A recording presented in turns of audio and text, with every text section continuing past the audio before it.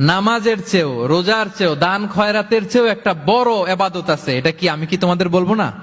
সাহাবারা তো অবাক, নামাজের চেয়েও বড় ইবাদত, রোজার চেয়েও বড়, দানের চেয়েও বড়। ক্বালু বালা ইয়া রাসূলুল্লাহ।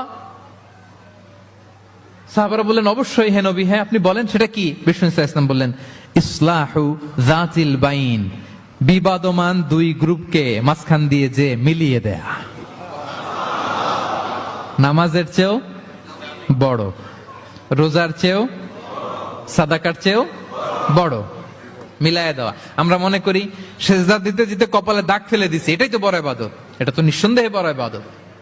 আমরা মনে করি হজ করতে করতে শেষ করে ফেলতেছি, এটাই বড় ইবাদত।